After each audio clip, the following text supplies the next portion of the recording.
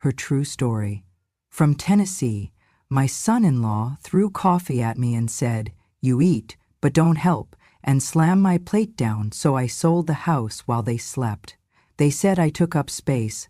I took the land instead. "You eat, but don't help," he barked, turning to me, his face red. "You just sit here like you're the queen of this house, and you sure as hell aren't entitled to live here like a damn freeloader." It was supposed to be a quiet Sunday morning, the kind where the sun filtered lazily through the kitchen blinds and the smell of toast and coffee filled the air.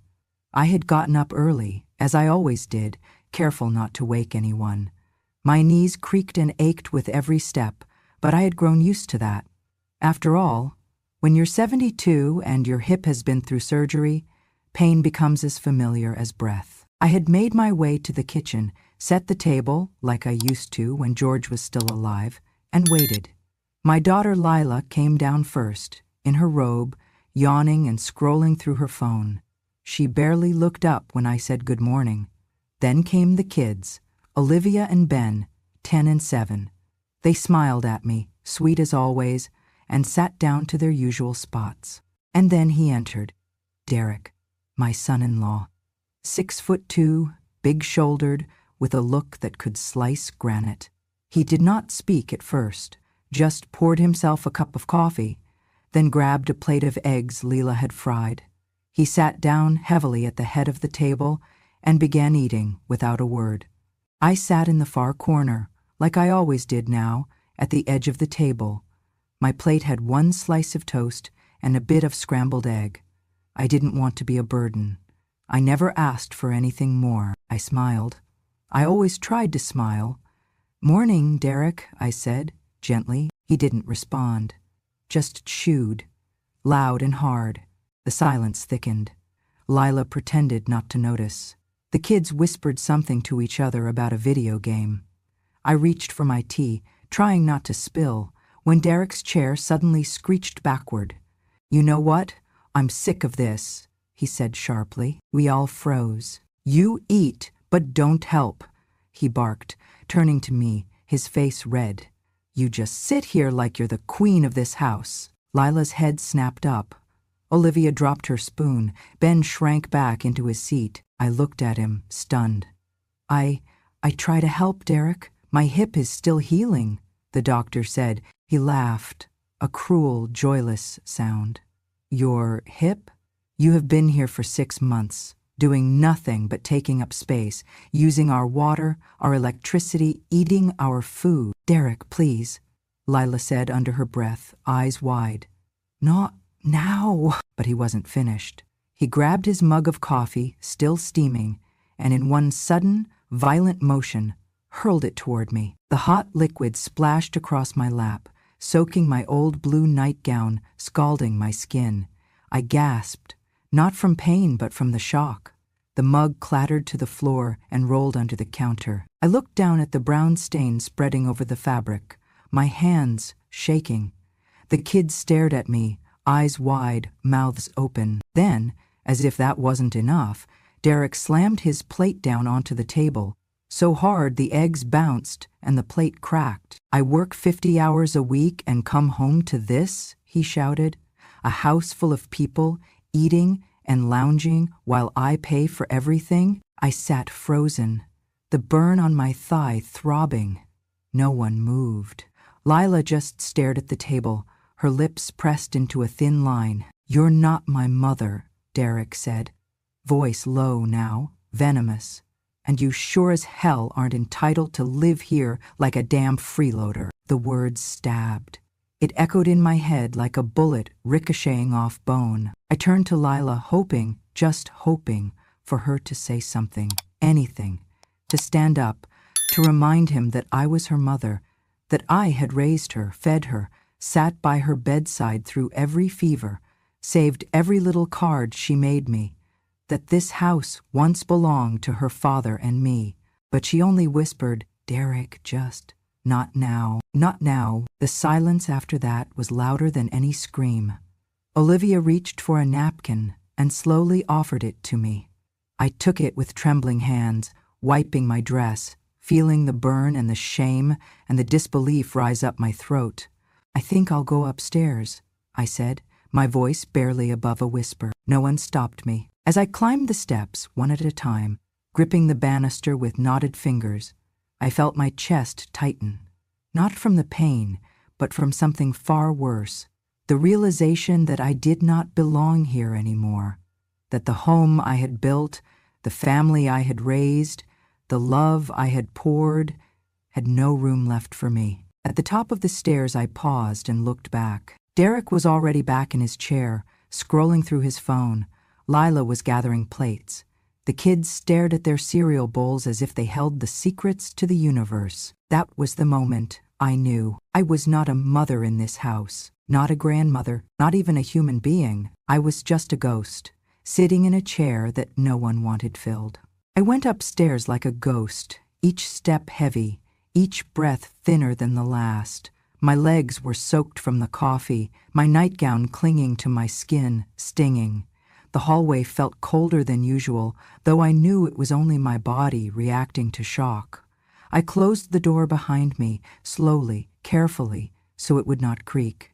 Then I turned the lock, not because I feared anything more would happen, but because I needed more than anything to feel I still had some kind of control. I sat on the edge of the bed, my hands trembling in my lap.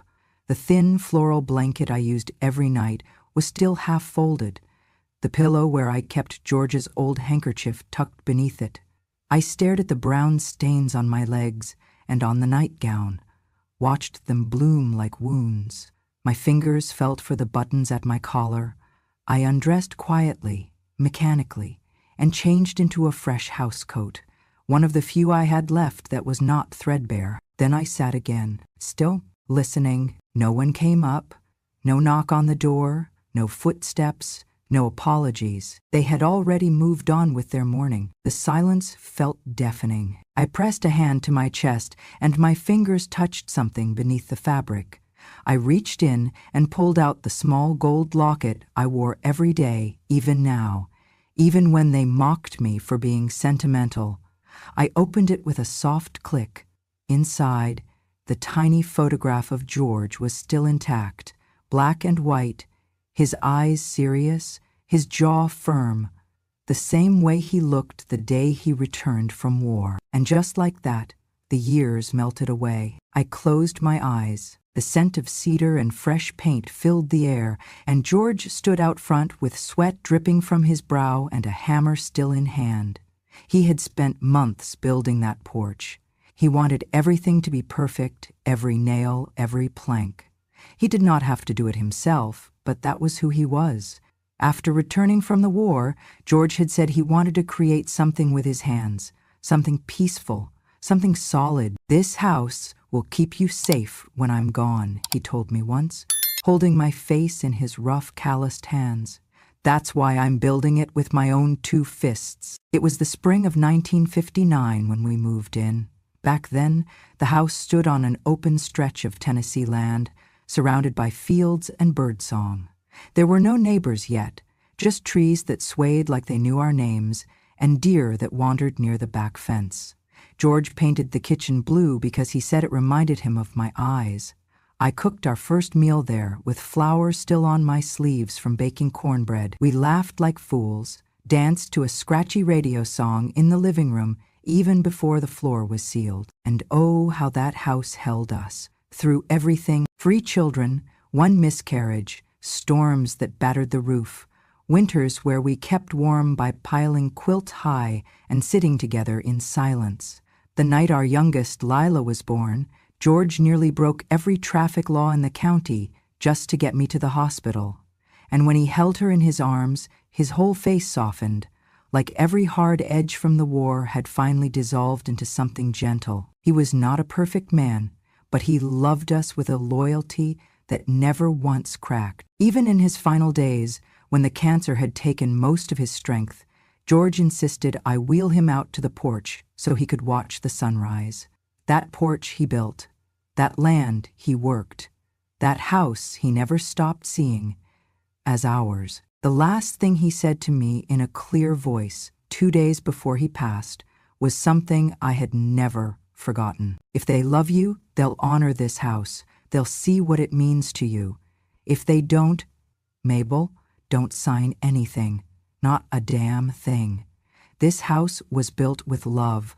Do not let them turn it into something ugly. He had looked me square in the eye. Promise me, and I did. My fingers tightened around the locket. I had kept that promise. The papers they had asked me to sign, Lila and Derek.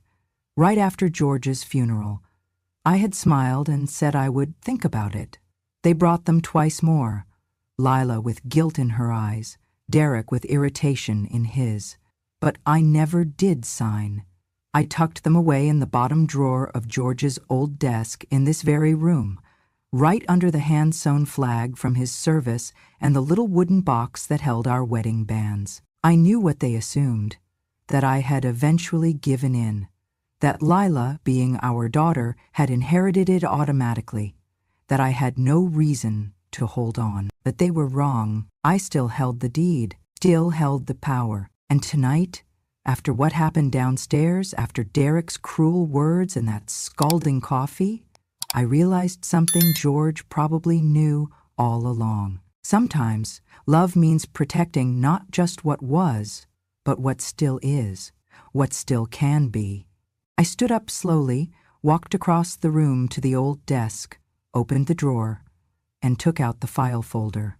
It was a little dusty, but I knew the weight of it in my hands, like I knew the weight of George's voice in my heart. The transfer papers were still there, unsigned, and underneath them, the original deed. In my name, clear as daylight. I sat back on the bed, the papers in my lap, and stared at the signature line. Empty, waiting, powerful. In that moment, I no longer felt like a ghost. I felt like something I had not felt in months. Alive. And maybe, just maybe, it was time they remembered who this house really belonged to. At dinner that evening, I sat in silence, as I had learned to do. My plate was filled, as always, with whatever was left over after everyone else had served themselves. Lila handed it to me quietly, no eye contact, just a mechanical movement. The kids chattered about their day at school, Derek grunted at his phone while chewing, and the television murmured something forgettable from the living room. No one asked me how I was feeling. No one asked if the burn on my leg was better. It still hurt, reddish and sore. But I had learned long ago that physical pain was easier to endure than emotional bruising. I buttered my bread with slow, deliberate movements, like I was trying to fill time rather than a stomach. No one noticed. I had become a piece of the furniture in that house, a chair in the corner, a curtain no one opened. Sometimes Olivia would smile at me, and Ben would whisper, "Night, night, Grandma," when he remembered. But they were children, still innocent, not yet taught how to unsee someone. Lila caught my eye briefly and gave me that same tight-lipped expression. Then, in the kitchen after dinner, while I was rinsing my own plate under lukewarm water, she approached behind me. "Mom," she said softly, "please don't take what Derek said this morning to heart. He's been under a lot of stress at work." I turned the water off. I did not speak, she continued, a little more rushed now, like she just wanted the discomfort to end. "He's not a bad person. He loses his temper sometimes. He doesn't mean anything by it." I turned to look at her. Her eyes shifted to the floor. "He threw scalding coffee at me, Lila," I said quietly, "in front of your children." She bit her lip. "I know, I really need you to not make things harder right now. Please." I nodded once, turned back to the sink, and finished washing my plate. Harder. That was the word she used, as if I were a complication, not a mother, not a human being, just a burden that made her life harder. That night I sat in bed with a notepad and pen, one of the few things in the house that still felt like mine. I began writing things down, not out of vengeance, but out of necessity. Words, dates, phrases. January 18. You just eat and watch TV, at least the dog fetches. February 5. Threw my medication box in the drawer, said, "Keep your pills out of my kitchen." March 12th. Rolled his eyes at my cardigan on the back of the chair. "Are you hanging laundry in my dining room now?" It became a small ritual, quiet, invisible. I hid the notebook beneath my pillow each morning. The act gave me back something small, my memory, my clarity, my truth. They might erase me with silence during the day, but I would write myself back into existence at night. I began to watch Derek more closely. The way he walked like the house was a stage and everyone in it owed him applause. The way Lila flinched when he raised his voice, even when it was not directed at her. The way he tossed his work boots into the hallway every evening, like the floor should be grateful to receive them. The colder Lila became, the more I felt her drifting, not just from me, but from herself. My daughter, once so full of laughter and rebellion, now moved like someone afraid of breaking. I wanted to ask her where the spark had gone, but the answer was too loud to ignore. It had been doused by years of trying to keep the peace that cost too much. One evening, I was walking down the hallway when I heard Derek on the phone. His voice carried from the garage. I stopped, unseen, just outside the cracked door. "Nah, man," he was saying, chuckling. "I swear to God, it's like living with a ghost. The old lady just floats around the house, eats my food, says thank you like she's royalty, does not lift a damn finger, says her hip hurts. Hell, I'd rather clean a dog kennel than live with a mother-in-law who thinks she's owed the world." There was laughter on the other end of the line. Derek joined in. My heart slowed. Not stopped, just slowed. It was a strange feeling, somewhere between heartbreak and resignation. I turned and walked back to my room without making a sound. That night, I did not write in my notebook. I just stared at the ceiling, the shadows dancing across it from the streetlight outside. I replayed that sentence over and over. I'd rather clean a dog kennel. He thought I was less than an animal. I remembered a story George once told me, from his days in the service. He said the worst insult he ever heard was not shouted, but whispered behind someone's back. It wasn't the volume that hurt, he told me. It was the fact that someone believed it and thought no one else would care. Derek believed what he said, and he thought no one else would care, least of all, me. But I did care. I cared more than he could ever imagine, not because his words surprised me, but because they confirmed what I had feared for months. I was no longer Mabel, the woman who once made Thanksgiving dinners for 30 people in this very house. Not Mabel, who sewed Lila's prom dress when they couldn't afford the store-bought one. Not Mabel, who held her newborn grandchild in this living room and wept with joy. I was a placeholder, a background character in a story that had long since erased my name from the script. That was when I began to see the house differently, not as a home, but as a battleground of memory. And I realized in my bones that if I died tomorrow, they would not remember me as the woman who built a life here. They would remember me as the old lady who sat in the corner. And that was not going to be my ending. The next morning, before anyone else stirred, I unlocked the bottom drawer of George's old writing desk. The air was still and heavy, the kind of silence that clung to your skin. I knelt down, wincing slightly from the stiffness in my hip, and reached inside, pulling out a faded leather folder, one George had kept locked up for years. My fingers brushed over its surface like it was sacred, and to me it was. I opened it slowly, reverently. Inside were the documents, aged, yellowing slightly at the edges, but crisp and intact. The deed to the house, the original transfer agreement George had drawn up with his lawyer nearly a decade ago. I remembered the meeting clearly, even though I had barely understood the legal terms at the time. It had been a quiet afternoon in our kitchen. George sat across from our longtime attorney, Mr. Hal Whitman, with a pen in hand and his brow furrowed, with the same serious look he wore whenever he was fixing something that mattered. "I want the house to go to Lila someday," he'd said, "but not automatically, not without Mabel's say-so. This place was built with her in mind.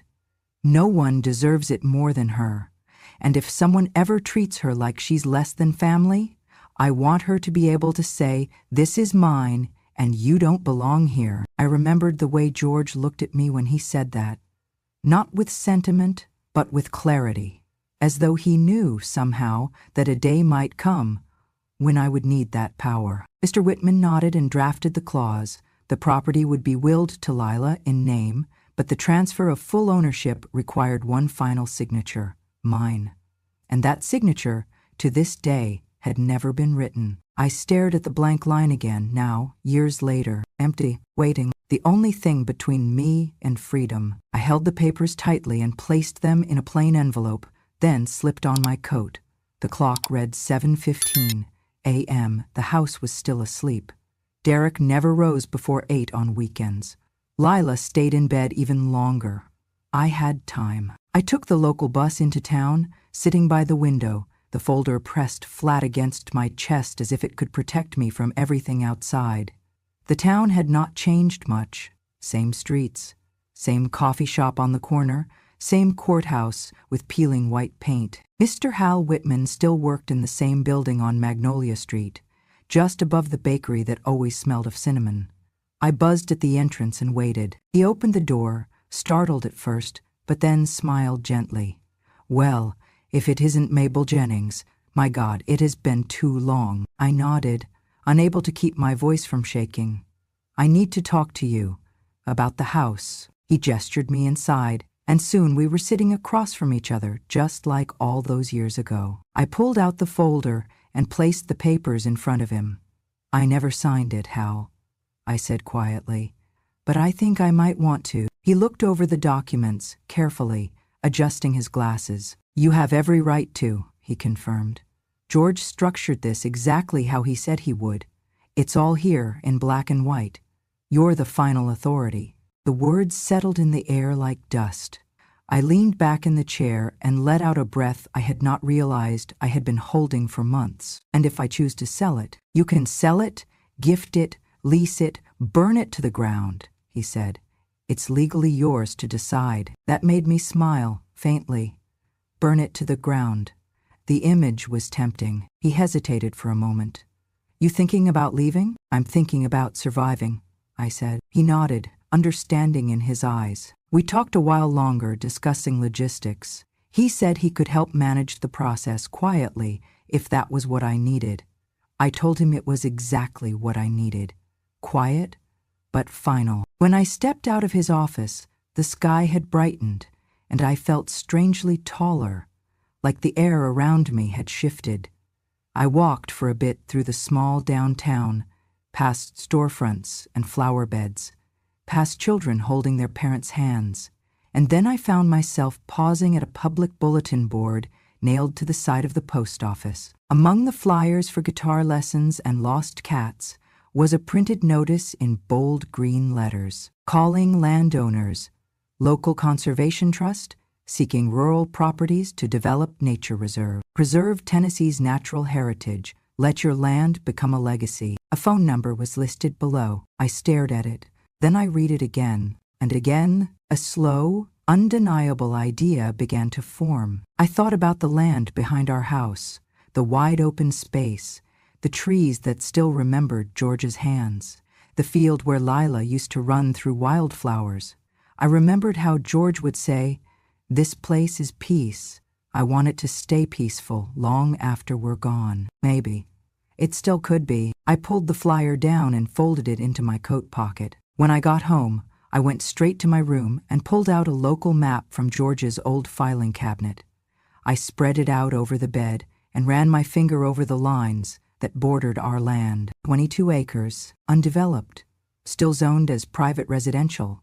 Exactly the kind of land a conservation group might want. Exactly the kind of land they were searching for. I sat back and stared at the map, the realization settling over me like the first cool breeze after a brutal summer. If I sold this house, not to Lila, not to Derek, not to any of the neighbors, but to someone who would protect it, preserve it, keep it out of their hands forever, that would be the justice George would have wanted, and the revenge I had never allowed myself to consider until now. I folded the map carefully, placed it next to the flyer, and sat in the silence of my room, hearing the echoes of Derek's laughter from downstairs and Lila's voice calling the kids to come clean up. They thought I was a shadow, but they had no idea the light was about to shift, and when it did, they would see me clearly, for the first time in years. I waited until late Monday morning, when I knew the house would be empty.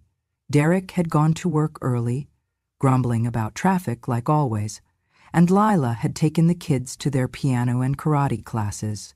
The only sounds were the distant hum of the fridge and the ticking clock above the kitchen window. I sat down at George's old desk, with the flyer laid out beside me, and dialed the number listed at the bottom. The phone rang twice. "Thank you for calling the Tennessee Land and Conservation Trust. How may I help you?" A bright, polite voice answered. I cleared my throat. "Yes, good morning. I saw your flyer downtown. About the land purchase." "Yes, ma'am. We're currently reviewing several properties for our reserve project. May I ask your name?" I hesitated just a beat. "Actually, I'd prefer not to give my full name over the phone. Not yet. I'm in a delicate situation." A pause. Then warmth returned. "Of course, ma'am. We understand privacy. Would you like to schedule a discreet assessment?" "Yes. I'd like someone to come take a look, quietly. I don't want anyone in the household to know. Is that possible?" "Certainly. We've done off-record evaluations before. What's the property address?" I gave it, slowly and clearly. My heart was pounding by the end of the call. They scheduled a private visit for Thursday afternoon. When I hung up, I stared at the phone for a long moment, then tucked it back in the drawer. A strange calmness came over me, like the kind you feel before a storm, when everything goes eerily still. That Thursday, at precisely 2:30, a beige SUV pulled up to the edge of the property. Two individuals stepped out, a woman in her 30s wearing a utility vest with a Trust's logo, and a man carrying a clipboard. I met them at the back gate, wearing a wide-brimmed hat and old gardening gloves. I had dressed purposefully in plain clothes, and greeted them with a slight southern accent I hadn't used in years. "Y'all the folks from the Trust?" I asked. The woman smiled. "We are. We're here to evaluate the land." "Well, the owners ain't home," I said, nodding toward the house. "I'm just the caretaker. Been tending to this place since the old man passed. You'll have to be quiet." They exchanged a glance, then nodded in understanding. I led them around the property, pointing out the boundaries, the tree line, the small creek that still ran clean through the southern edge of the pasture. They took photos, marked notes, murmured to each other.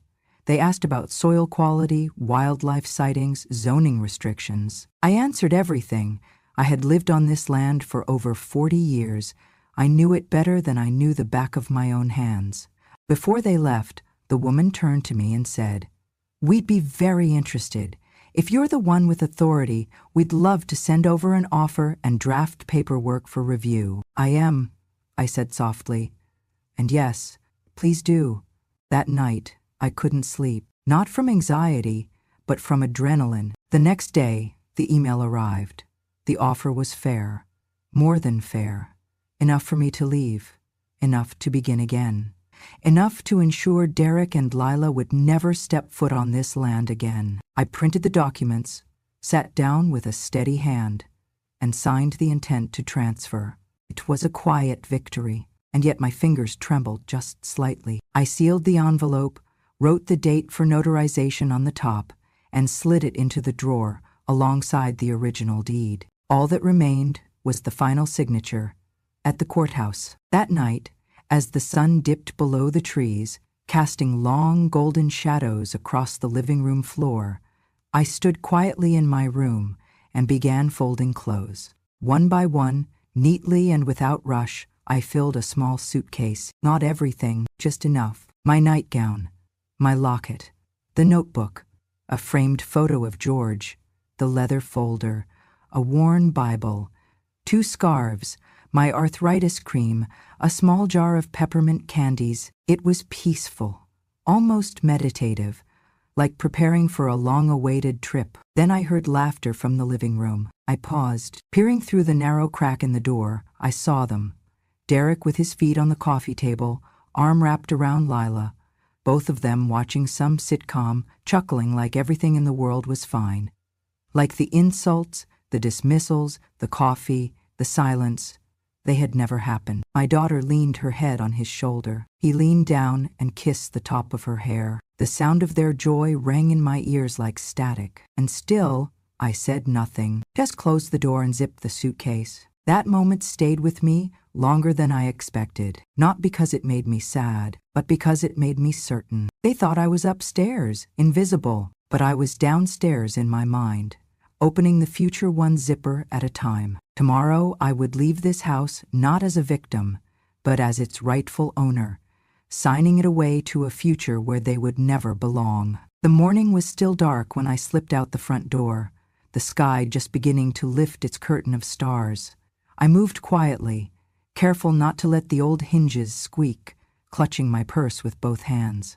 Inside was everything I needed: the notarized documents, the original deed, my ID, and a small envelope with the last letter George ever wrote me, just for strength. The house was silent behind me.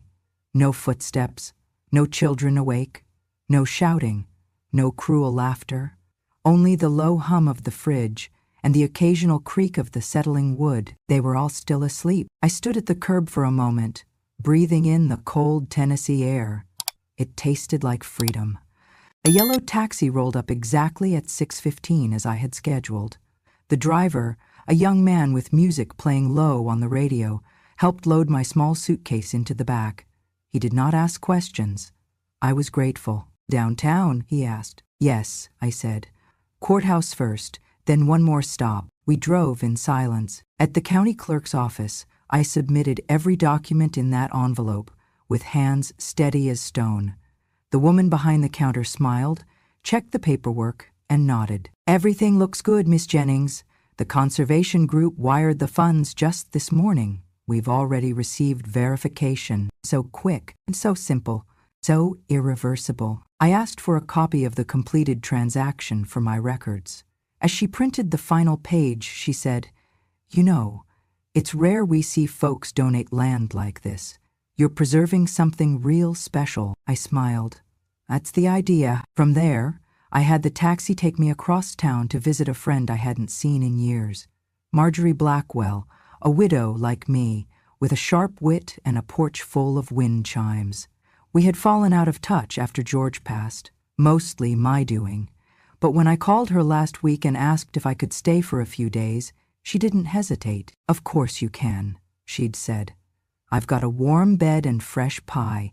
You just bring your stories." She didn't ask why I was leaving. She just opened her door and wrapped me in a hug. That afternoon, I received confirmation from the trust. The transfer of land had gone through.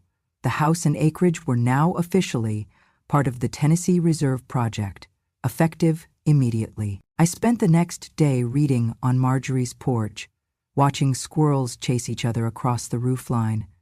There was no bitterness in my heart, just stillness, the kind that comes after a storm you've survived and finally stepped out from under. But back at the house, my former house, things were not so calm. At precisely 10:07 a.m. the next morning, Derek answered the door to find two uniformed county officers and a legal representative from the Conservation Trust standing on the porch. "Is this the residence of Derek and Lila Sanders?" the officer asked. Derek blinked.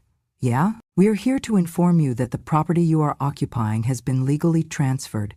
You are now considered tenants, without contract or right of residence. You are being issued a 48-hour notice to vacate." He laughed. "What the hell are you talking about? My wife owns this house." The representative handed him a folder. "She does not. Never did. The house was never signed over. Ms. Mabel Jennings retained full authority. She has executed a legal sale. The property now belongs to the Tennessee Land and Conservation Trust." Lila appeared behind him, barefoot and panicked, eyes wide as she grabbed the papers. No, this has to be a mistake. My mom lives here. This is our home, our kids' home." The officer remained calm. "Ma'am, you'll have to take it up in court if you believe your rights were violated, but I assure you the transaction is legitimate. You must vacate the premises within 48 hours or face legal removal." Chaos erupted. Lila cried out, begging to see me. Derek cursed so loudly the neighbor across the street stepped out onto their porch. Olivia and Ben stood behind their mother, silent, clinging to each other. Then came the moment I had prepared for. I arrived 15 minutes later, walking down the gravel path toward the house in a simple navy coat, holding the legal agreement in my hand like a folded flag. The officer turned. "Mrs. Jennings?" I nodded. Lila spotted me first. "Mom!" She ran toward me, tears streaking her face. "What did you do? Why would you do this? We needed you, the kids. This is their home." I looked her in the eyes and said nothing for a moment. I needed her to feel the silence the way I had for months. Then I said calmly, "You said I took up space." Derek stormed toward me, fists clenched. "You had no right. This was my home too." I turned to him, standing taller than I had in years. "Your home? You hurled coffee at me like I was garbage. You mocked me to your friends. You lived under my roof and acted like I was the stray dog." He opened his mouth, but I raised my hand. "You all said I didn't belong, that I was in the way. Well, I was never in the way. I was the foundation." I stepped closer and held out the deed in my hand. "I built this life. I built this house. And now I'm building something else." I paused, then delivered the final words like a stone dropping into water. "I didn't take up space. I was the space. And now this space is no longer yours." With that, I turned and walked away, the wind light against my back. The weight I had carried for so long lifted at last. I never imagined myself starting a foundation. Truth be told, I never even imagined leaving that house. For years, I thought I would simply fade into the wallpaper, pass quietly in my sleep, and be remembered only by the shadows that collected in the corners of the hallway. But sometimes it only takes one broken plate, one thrown cup of coffee, one final insult to wake something up inside you. 2 weeks after the sale was finalized and the property fully transferred to the Tennessee Land and Conservation Trust, I sat across from my attorney in his office, the sun warm through the window as we reviewed the wire transfer confirmation. "Everything looks good," he said, sliding the papers into a neat folder. "So, what will you do next?" I smiled slowly, a little shy at first. "I want to help people like me, people who were forgotten inside their own families, people who still have value, even if no one at their dinner table can see it anymore." He raised his brows. "Like a non-profit?" "Exactly like that," I said. "I already have a name for it." I pulled out a napkin from my purse, where I had scribbled the letters, M.O.B.L., Make a Better Elder Life. He chuckled. Catchy. And fitting. With his help and a friend from the local bank, I opened an account and filed the paperwork to establish the foundation legally. Within a month, I had set up a small team, volunteers at first, mostly women from my old quilting circle, a retired social worker, and one energetic college intern named Darius, who called me Miss Mabel like I was royalty. We started small, care packages for homebound elders, monthly phone calls to check in on seniors living alone, legal guidance for those facing property abuse or coercion. But the most powerful thing we offered, it turned out, wasn't food or funding. It was voice. We hosted our first community talk in the basement of a Unitarian church on a Thursday night. I thought maybe 5 people would show up. 30 came. By the second event, we had nearly 70. Grandmothers, veterans, widowers, a quiet man who had been kicked out of his daughter's house after his stroke, a woman whose family refused to visit unless she handed over her Social Security checks. I stood up in front of them, heart pounding, and told them my story, from the burn on my thigh to the deed in my name, from the silence at the dinner table to the knock on the door that changed everything. I told them about George and the promise I had kept, and when I finished, there was no applause, just silence. But not the cold kind. This silence was full, heavy, reverent. Then someone clapped, and another, and then they stood, some crying, some nodding. The next morning, a local news crew called and asked if I would share my story on air. Apparently, someone had recorded part of the talk and posted it online. I hesitated. "I'm not sure I want to become a spectacle," I said. But the young producer on the line replied, "Miss Mabel, "You're not a spectacle. The segment aired the following week. They filmed me sitting on Marjorie's porch, sipping sweet tea, the wind chimes dancing behind me. They added soft piano music and cut in images of my old house, now with a sign posted out front. Protected land, future site of Tennessee Natural Preserve." The story took off. Before I knew it, I was invited to speak on a podcast, then at a state elder rights summit in Nashville. Strangers began sending letters, some from as far as Oregon and Maine. Many started the same way. "I saw you on the news and cried. I've been living like a ghost too. You reminded me that I am not invisible." At some point, a radio host nicknamed me the coffee lady who took the land. I thought it would bother me, but it didn't. In fact, I laughed. Yes, that's exactly who I was. I was the woman who'd had hot coffee hurled at her in her own kitchen and turned that humiliation into something sacred. I was the woman who'd been called a burden, a problem, too old, and turned her silence into a megaphone. The Mabel Foundation continued to grow. We secured a grant to create an emergency housing fund for elders in domestic crisis. We partnered with local churches and libraries to offer workshops on property law and inheritance rights. We launched a hotline. Darius built a website. Marjorie ran our Facebook page, posting quotes from our talks and pictures of the cookies we served at meetings. At the one-year anniversary of the Foundation's founding, we held an outdoor celebration in the new reserve where my house once stood. The trees stood tall, the wind was cool, the land was quiet, and under a large oak tree, a brass plaque had been installed. It read, "In honor of Mabel Jennings. She took up space and gave it back, a guardian of dignity." I stood in front of that plaque, tears in my eyes, surrounded by people, many of them older, many of them forgotten by their own, but standing tall, holding hands, smiling. I felt George then, not just in memory, in presence, like he was leaning just over my shoulder, whispering, "Told you not to sign anything." That night, back at Marjorie's, I looked into the mirror and hardly recognized myself.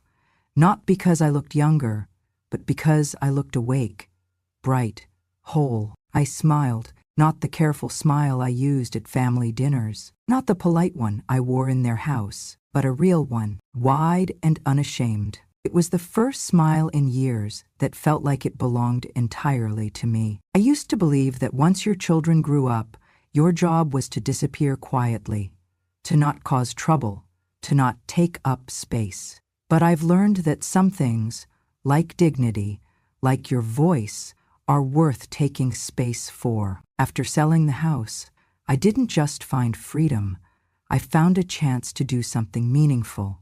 So I founded the Mabel Foundation, Make a Better Elder Life.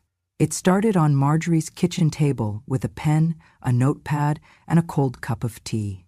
MABCL wasn't just my name anymore. It became a mission. We began by helping isolated elders, delivering groceries, organizing support circles, and simply listening. For many, it was the first time they'd spoken their pain out loud. One woman said, "I didn't think anyone would care if I disappeared."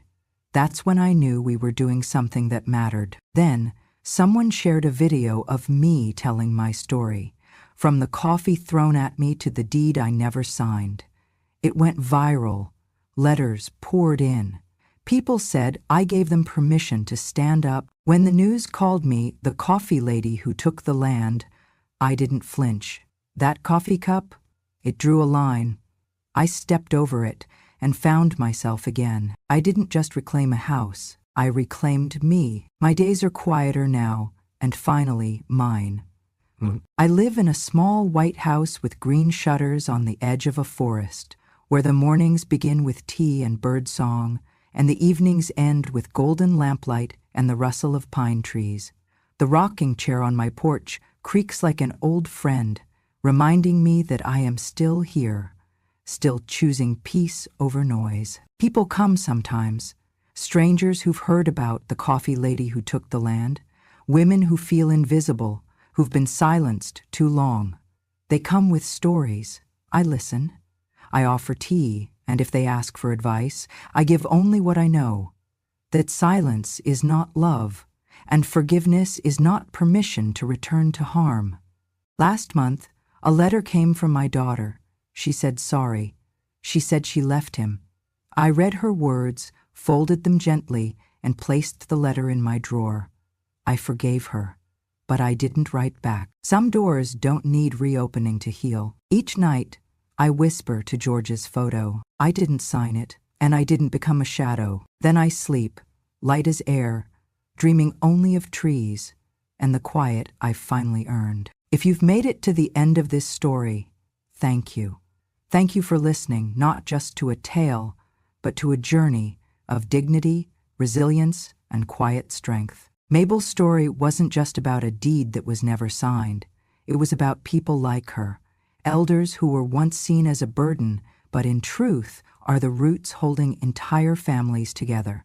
In the end, she didn't just take back a house, she reclaimed her voice, her worth, and her power to choose peace over silence. If you believe that older people deserve to be heard, respected, and remembered, subscribe to Grandma True Stories today. Here we share deeply emotional and powerful true stories each week about grandmothers, mothers, and those who were once forgotten, but found their strength when no one expected it. Click subscribe and turn on the bell so you never miss a story that just might change how you see the world. Grandma True Stories, because truth has no expiration date and courage is never too late.